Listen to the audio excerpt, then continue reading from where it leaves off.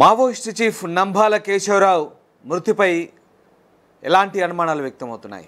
ఆయన నిజంగా ఎదురుకాల్పులోనే చనిపోయారా లేదా కోవర్ట్ ఆపరేషన్లో చనిపోయారా? ఇప్పుడు ఇదే అనేక అనుమానాలకు తావిస్తుంది. ముఖ్యంగా నంబాల కేశవరావు చుట్టూ చాలామంది అంగరక్షకులు ఉంటారని చెప్తారు. వాళ్ళంతా కూడా AK-47s ధరించి ఉంటూ ఆయనకు మూడంచెల రక్షణ వ్యవస్థను కల్పిస్తారనే ప్రచారం అయితే ఉంది.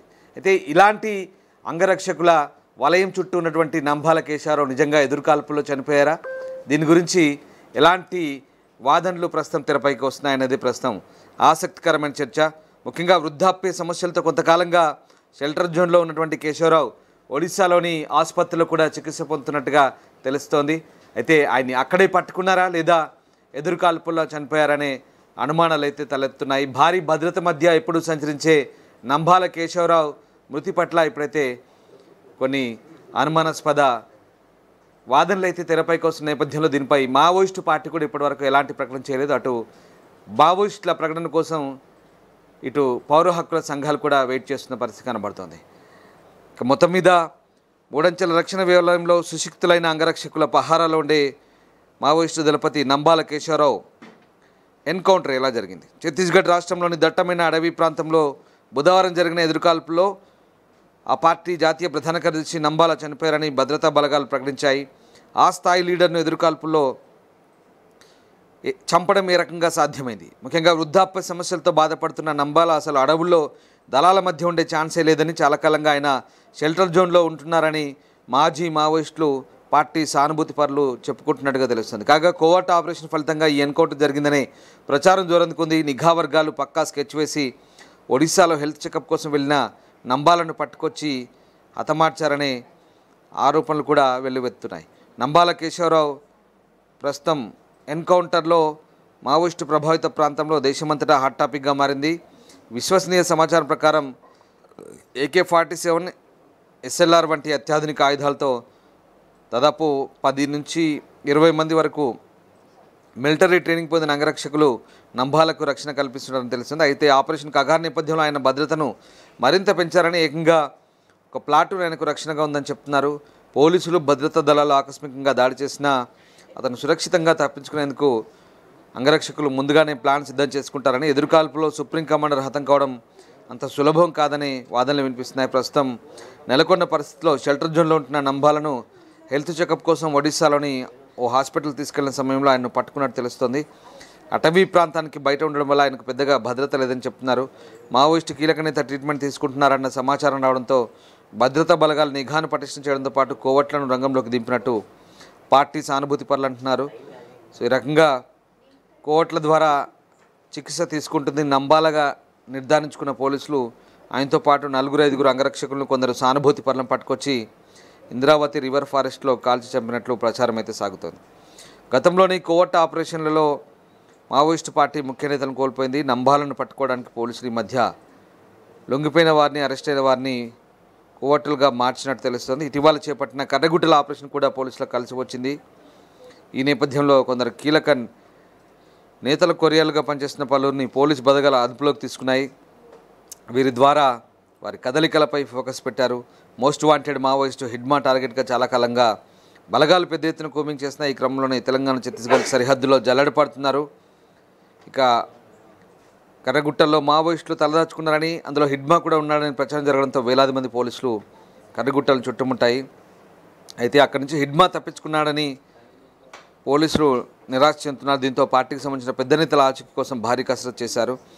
ఈ ప్రయత్నాలను పోలీసులకు నంబాల సమాచారం అందినట్టు తెలుస్తుంది. ఇక నంబాలతో పాటు ఎన్కౌంటర్లు చనిపోయిన వాళ్ళు దాదాపు 20 మంది ఆదివాసులేనని తెలుస్తోంది. అయితే పోలీసులు మాత్రం ఇది పక్కా ఎన్కౌంటర్ అని పేర్కొంటున్నారు. ఛత్తీస్గఢ్, తెలంగాణ, ఒడిశా, ఆంధ్రప్రదేశ్ పోలీసులు అప్రమత్తమయ్యారు. మావోయిస్టు సానుభూతి పరుల కదలికలపై నిఘా పెట్టారు, కూంబింగ్ నిర్వహిస్తున్నారు.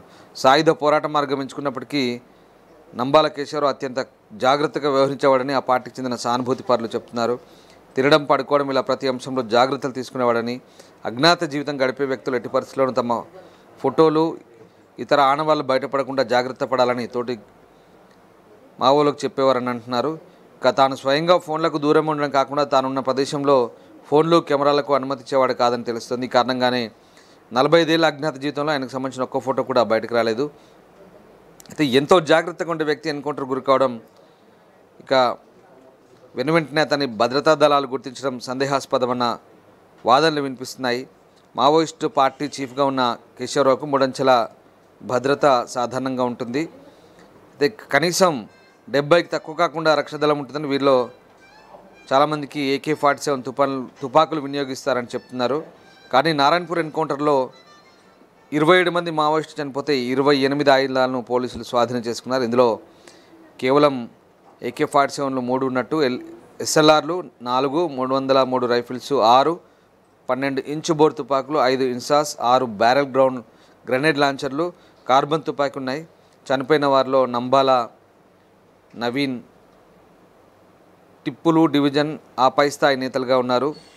ఇక దీంతో 3 AK-47లు దొరికాయనుకున్న మాజీలు చెప్తున్నట్టు ప్రధాన కార్యదర్శికి రక్షణ కల్పించే దళానికి ఉండాల్సిన సంఖ్యలో AK-47లు లభ్యం కాకపోవడాన్ని ప్రస్తావిస్తున్నారు. సో ఇక నారాయణపూర్ జిల్లాలో జరిగిన ఆపరేషన్లో మావోయిస్టులకు సంబంధించిన డంపును భద్రతా దళాలు కనుగొన్నాయి. ఇందులో కీలక డాక్యుమెంట్లు, పుస్తకాలతో పాటు ల్యాప్టాప్లు లభించాయి. వాటి ఆధారంగానే ఛత్తీస్గఢ్ సరిహద్దులో ఏప్రిల్ 21న ఆపరేషన్ బ్లాక్ ఫారెస్ట్ భారీ స్థాయిలో మొదలైందనే అభిప్రాయాలున్నాయి. సో రకంగా ఇక ఆపరేషన్ ముగిసేసరికి వేరువేరు ఎన్కౌంటర్లో 31 మంది సాధారణ స్థాయి మావోయిస్టులు చనిపోగా డంపులు, ఆయుధ తయారీ పనిముట్లను స్వాధీనం చేసుకున్నారు.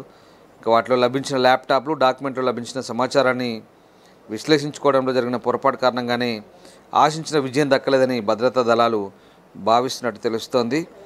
ఇక కేశవరావుకు రక్షణ కల్పించే 7వ నంబర్ కంపెనీలో పనిచేసి లొంగిపోయిన కొందరు మావోయిస్టుల నుంచి మరోసారి సమాచారం తెప్పించుకుని తెలుస్తోంది. దీంతో ఇక డీకోడ్ చేయడం ద్వారా నంబాల ఎక్కడున్నాడనే అంశాన్ని భద్రతా దళాలు పసిగట్టి మెరుపుదాడి చేశారు తెలుస్తోంది. ఇక మావోయిస్టు నంబాల కేశవరావు 3 అంచెల భద్రతా వ్యవస్థను ఛేదించుకొని ఆయన దగ్గరికి ఎలా చేరుకున్నారనేది మిస్టరీగా మారింది. ఏడాది క్రితం వరకు ఆయనకు 70 మందితో కూడిన కంపెనీ రక్షణ కల్పించదని చెప్తున్నారు. కనీసం 40 మంది వద్ద అత్యాధునిక ఆయుధాలు ఉన్నాయని చెప్తున్నారు. సో ఆయన చాలా విషయాల్లో జాగ్రత్తగా ఉండేవాడని, తాగునీరు, ఆహారం విషయంలో కూడా జాగ్రత్త వహించేవాడని, రాత్రి వేళల్లో కూడా 2-3 గంటల కంటే ఎక్కువగా నిద్రించారని తెలిసింది. సో ఇటీవల పెరిగిన నిర్బంధ కారణంగా భద్రతను కుదించినట్టు సమాచారం. So Nambala Keshavarao hair dye వాడినట్టుగా ఫోటోల్లో కనిపించడం అసాధారణంగా ఉందనే వాదనలు కూడా వినిపిస్తున్నాయి. అనారోగ్య సమస్యల కారణంగా అజ్ఞాతం వీడి జనబాహుల్లోకి వచ్చారని, అందువల్లే బయట పరిస్థితులకు తగ్గట్టుగా హెయిర్ డై వాడడం, క్లీన్ షేవ్ చేసుకోవడం వంటి జరుగుండొచ్చని అంటున్నారు. అయితే రహస్యంగా చికిత్స పొందుతున్న అంశంపై పక్కా సమాచారం అందడంతో పోలీసులు చాకచక్యంగా దాడి చేసి పట్టుకున్నారనే వార్తలు వినిపిస్తున్నాయి.